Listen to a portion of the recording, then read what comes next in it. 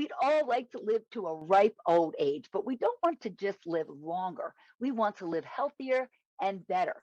My guests today are in their 80s, and they say that they have found the secret. What is it? Well, we're going to tell you in just a minute. Hello and welcome to Living Well with Robin Stoloff, empowering you to live a healthier life. I am so excited because I have such wonderful guests today, Bob and Fran German, all the way from North Carolina. Thank you so much for joining me. Thank you, Robin. Appreciate your inviting us. You two have, first of all, you look fantastic, both of you. You're in your early 80s and you just look great. So I just want to get that out there right away. But I think what you have done is incredible. You have changed your life, changed your diet, and you also make sure that you incorporate movement into your life. And you've actually sort of unlocked the key to the fountain of youth here. So I know that you went vegan about 15 years ago. What led you to that? Well, it all started in the fall of 1992 when I was diagnosed with an incurable, incurable neuromuscular disease called myasthenia gravis. It's not as common as some other neuromuscular diseases, but it's very, very debilitating. So much so that I had to stop working and I couldn't drive. Sometimes I was so weak I couldn't talk, I couldn't hold my head up. I was on serious medications for many years, and I was given really no hope. I was told that I would never get better, that I would not live as long as I would have without the disease, and I'd always on medication. Stubborn person.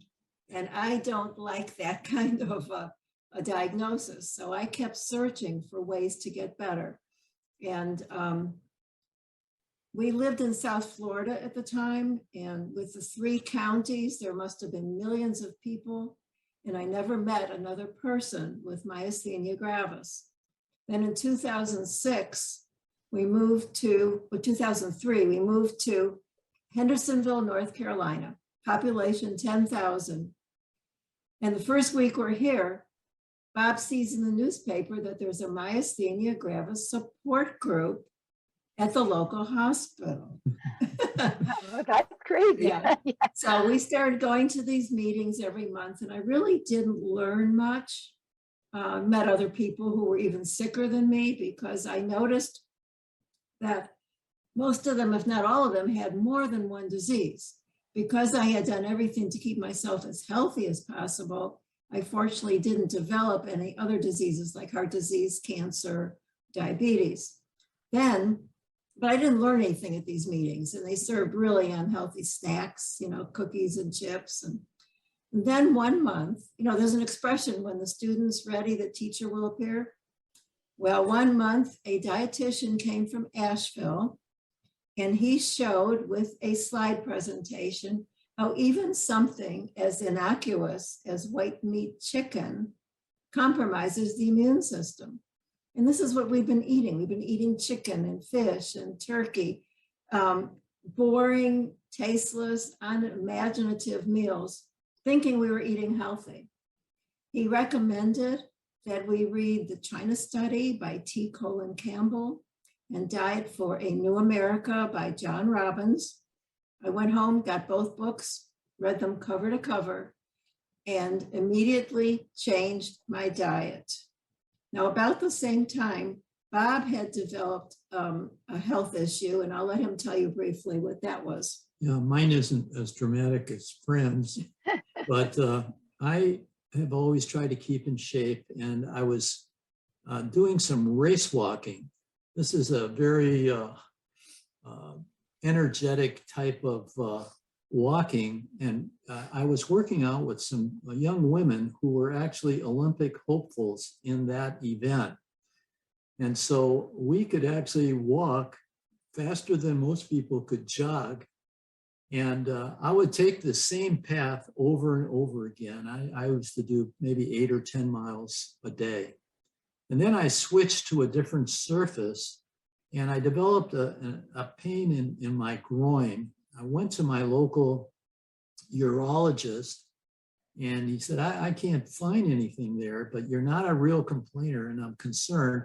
Let's do a CAT scan. So we did a CAT scan, and sure enough, he pointed out that I had a growth on the outside of my left kidney. He said, you need to go to a specialist for this. And I went to the Duke Medical Center in Durham, North Carolina. So that's a world famous hospital, and they specialize in cancer treatment. So I had a cryoablation surgery done. That's where they freeze off the tumor. And then after that, he could take a biopsy. He didn't want to do it before the surgery because he was worried if he did, it could spread. And so he did say, unfortunately, that I had renal cell carcinoma, kidney cancer. So as we drove home from Durham, North Carolina to our home in Western North Carolina, that was a 4-hour drive. And at that point, and the doctor didn't say, you should change something in your life, you should do something different. And, But he did say that that kind of cancer is known to come back. Yeah, so we decided together to make a commitment to really go for an all-out healthy change in our lifestyle. That included food, that included exercise, it included a lot of strategies that we now incorporate. And we have stuck to that. So that's sort of our story. It was a matter of wanting to prevent disease, in my case, from coming back. And in Fran's case, it was a matter of wanting to reverse a serious chronic illness. And so we just said, we've got to do something. And the doctors didn't tell us to change because they really don't have a lot of background in nutrition or exercise. That's unfortunate. Mm-hmm. Yeah. But And so I did want to mention, though, that in the group the support group, I was the only one who switched their diet as a result of hearing that nutritionist. And unfortunately, the several friends that I had in the group all died within the next year or so, not from myasthenia gravis, but from heart disease, cancer, or diabetes, because they didn't change their diet. So that's our story. That's a great story. And you look and you say you feel better than ever today. Oh, yeah. We literally, Robin, we literally have endless energy. And we're fortunate. We really don't get sick. We tried to remember the last time we had a cold, and we couldn't. It's been years. And we did this when we were in our 60s. Yeah. So it's never too late. No matter if you're 28 or 82, anybody out there can make a change for the better and substitute healthful habits for not so healthful habits. And you say, Fran, that you were still trying to eat, you thought you were still eating fairly healthy. I didn't. You were exercising. Yeah, I didn't know any better. Yeah. Exactly. Yeah. So how hard, how easy was it to switch to a vegan diet? And did you miss anything? Okay, first let me say that we use the word vegan loosely because we really do believe that you could be a junk food vegan. I mean, there's so much food out there that's not healthy, that doesn't have any animals in it. So yeah. We say the whole food plant-based, but that takes so long that we use the word vegan just, shorthand. But what we do is just eat whole grains and fruits and vegetables. And I have to tell you, Fran used to be like a so-so. No, it's terrible cook. Well, a so-so cook. But now every meal is like very high in flavor and international dishes. So every meal is like a big deal for us. And we're having a lot of fun with it. Yeah, but to answer your question, Robin, when we went plant-based 15 years ago, there was a limited amount of information out there. Now, there is a ton of information on the internet, on Facebook, at cookbooks. I mean, everywhere you turn, there's wonderful, amazing, delicious recipes. Now, let me just add one thing. 3 years ago, we were fortunate enough to have a whole food plant-based doctor move to our area, and we switched to him. And the first thing he did, the first visit, was he gave us a homework assignment to read the book by T. Caldwell Esselstyn, Prevent and Reverse Heart Disease. Now, like I said, we thought we were at this point, we were really eating healthy, but I was using a lot of olive oil because, you know, the Mediterranean diet says olive oil is healthy.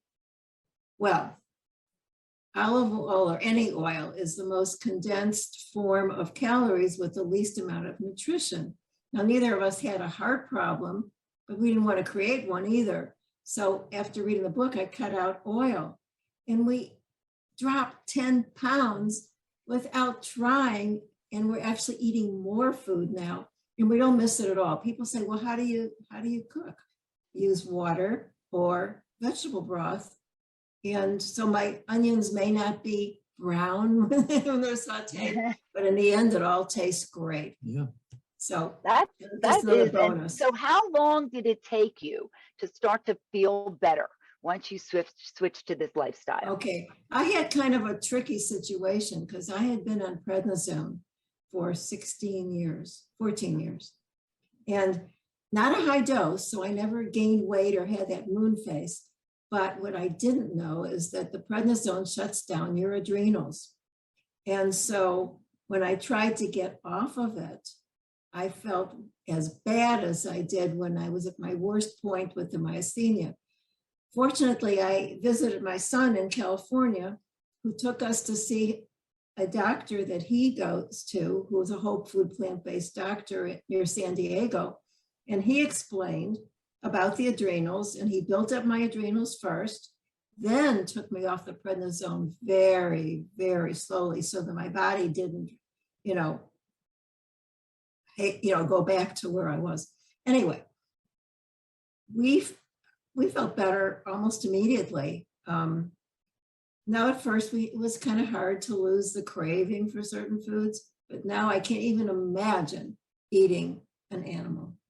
Yeah, I mean, a lot of people can't imagine not eating an animal in our country. Exactly. Giving up my steak, giving up my burgers. I mean, it's the way we eat in this country. And, and I have to say, I'm like you, I feel like I eat pretty healthy, mostly chicken and fish. I mean, every now and then I'll have some red meat, but not very much. So what is the problem with meat? All right, we know about antibiotics, but what else is the problem with meat? That and saturated fat, we know that, but chicken, fish, they seem like the alternatives. Yeah, right? But like the nutritionist said, it compromises the immune system.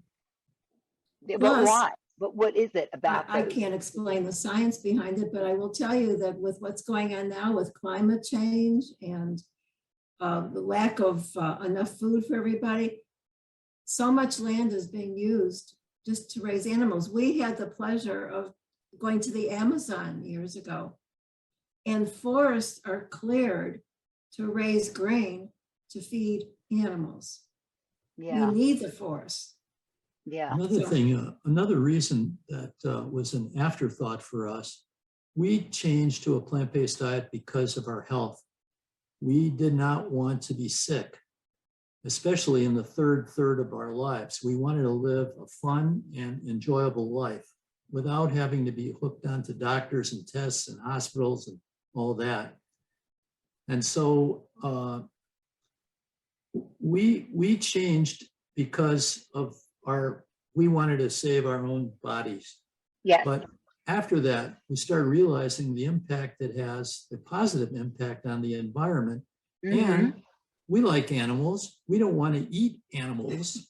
We don't want to, we don't want to see these cows who know they're going to be destroyed. We don't want to see chickens all crowded in a coop, in a little coop, not able to move more than a few inches every day. So I could go on and on. Sure, but that must make you feel good. Yeah, that must make you feel good. Yeah, another thing is that obesity has become the norm. Yes, I mean, it has. When I was, growing up, or a young woman, size 8 was the average size of a woman's dress. Now it's a size 14. Yes. Another advantage of being on a whole food plant-based diet is you never outgrow your clothes. Yeah, that's a good one too. When And we you look seem like you back, have so much energy, and you think so clearly. Did you find that that all changed for you as well? Oh, yeah. and it's a package deal. And I know when we look at pictures of our trips that we took many, many years ago, my God, we're wearing the same clothes. That's incredible. Yeah, But but Look, yeah, you're fantastic. right about the energy Yeah. level. You're right about the focus and concentration. And our brains are very sharp, and we can outdo people. we go hiking every day. Every day. Fortunately, we live in the mountains, Yeah. so Yeah, we don't use a that's treadmill, we use a mountain. good for you. And that's another thing I wanted to ask you about. My husband and I are both into fitness. We met in the gym. We work Yeah. out all the time. We have a gym in our basement. So that's something that's near and dear to my heart, because in addition to people maybe not eating the best diet, we have a sedentary society, and it's getting worse. When COVID hit, everybody just was sitting in front of their computers, doing Yeah. everything online. And I still think there's still a lot of that going on. Oh, People have found an absolutely. easy way to do things. So they're not even getting up and moving at all. Like even in an office where you might move around a little bit more, it's gotten worse. And as you said, the obesity crisis is incredible. And yet people say, they want to take a pill, or they want to find an easy fix. When sometimes it's just as simple as, moving more and eating better. And that Yeah. can change your whole, but why don't we hear more of that? What is going on? Because the money is in the pills. Yeah. I mean, that's it used to be that smoking was the issues. Sitting is the new smoking. Yes. Yeah. I have done segments on that. Sitting is definitely the new smoking, and it can be just as detrimental. So Yeah. that we just got to get people moving. And so what kind of exercises do you do, as in addition to the walking? I know you did Right. Yeah. some So- qigong as well. Yes. Yeah. So we've sort of developed a little morning routine that we call our hour of power. And anybody can do this. So it consists of, we do some stretching every day. And we would advise everyone out there to do some stretching. It doesn't have to be perfect, but you just have to stretch as best as you can. And then you need to do some aerobic exercise. Walking is the easiest thing to do. So we would advise you to walk briskly as part of our hour of power. We either walk briskly, or we live in the mountains, so we climbed a mountain this morning. If you walk briskly for, say, 30 minutes, that's a great workout. If you can't get out every day, we are proponents, especially as you age, of chair exercises. We have on our YouTube channel, we have chair exercises with weights for strength, and without weights, just to build a better fitness. Yeah. Were you always fitness, or you just started this later in life? Oh, no. No, we were always fairly fit, but we got into this routine. Yeah. As we changed our diet, we said we need to make over the whole lifestyle. So exercise is a vital part of that. So that's where we do our morning routine. It's always good to do it in the morning, we think, to sort of get it over with. One other thing that we've practiced for energy is something called Qigong. So Qigong is an ancient Chinese system of health and wellness. Again, on our YouTube channel, if you like, we have like 30 different follow along lessons for Qigong. But what that helps you do is it helps reduce stress and increase energy at the same time.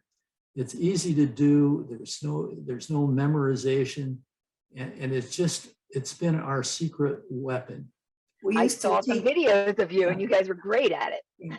We used to teach classes here in town several days a week, but with COVID, we had to reinvent ourselves. Yeah. Yes, as we all have. And that's why you started the YouTube channel, right? Exactly. Because you kind of were sitting around and you thought, what can we do to get the word out? One thing we learned early on is you can't change anyone. You can only change yourself. Yeah. So all we can do is set a good example and hope for the best. Right. That's a good way. And I heard you say in another video, people kind of almost expect to get sick when they get old. Just Oh, because you're getting absolutely. old, you don't have to get sick. You don't need to get sick. And yet Right. it's almost expected, oh, I'm going to slow down. I'm going to break down. Yeah. Tons And of pills, it's a doctor appointments. self-fulfilling prophecy. Yes, Yeah. it is. Yeah. And that's unfortunate when we have the tools within ourselves to be Yeah. able to make those changes. I agree with you. I do have one suggestion for those of you that are thinking about changing your diet. It might be wise to just give it a try. Just try for 45 days to eat no meat, no dairy products, and no processed food. We think how you eat is how you are going to look and how you are going to feel. See how this works for you for just 45 days. So that might be, if you're sitting on the fence or you're not sure if your husband wants to do it with you, well, just do it yourself. Yeah. And just see how you feel. That's a month and a half. It's 6 weeks. It's not a big deal. You could try it. It's right? not. And I think it'll be so worthwhile. You know, doctors today don't talk about nutrition very much. They're not educated in it. So you have to take control of your own health, in our opinion. So it's something to think about. If you By the way, we've outlived 4 of our doctors. Yeah. No, really? Yeah. That's crazy. I think if you do make a change in diet, you should run it past your doctor. Most of them will say, well, give it a try, but I don't know if it's going to, that kind of thing. Mhm. But we just found it just changed our life so profoundly. And we just, By the way, we're not missing anything. no, We are eating better than ever. We have delicious, wonderful food. And we you're don't able feel to get all your nutrients because people say, oh, you don't get protein or B12 and so forth. But We get I'm that. sure If you I figured had this out. $1 for every time I was asked where do you get your protein, but what people don't understand is that protein only comes from plants.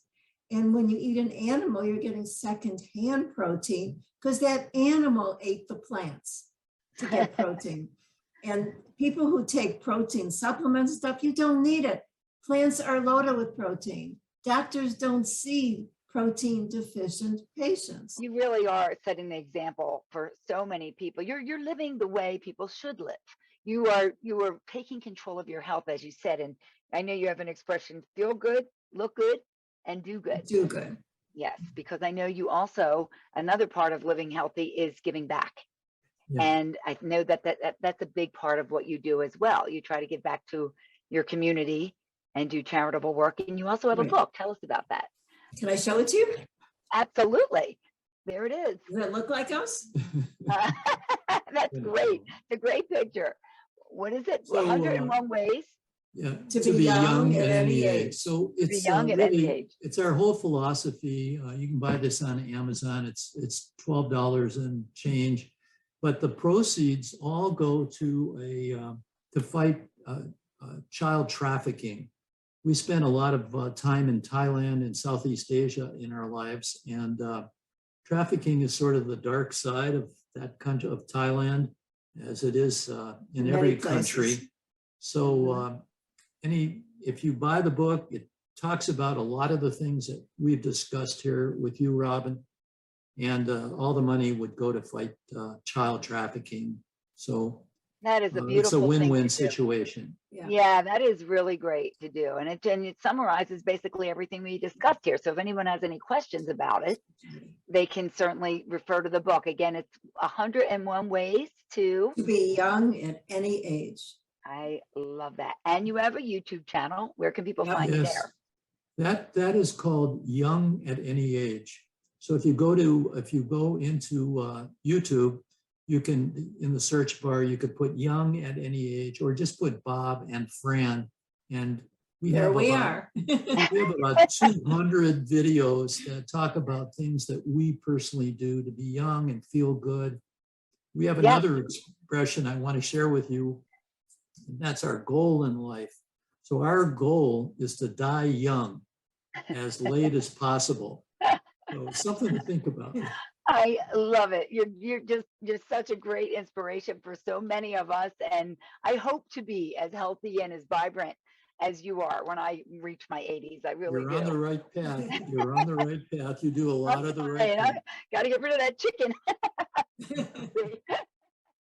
Well, thank you so much for joining us. I really appreciate it. Thank And you. Thank thank you you. for being with me today for Living Well with Robin Stolop, empowering you to live a healthier life.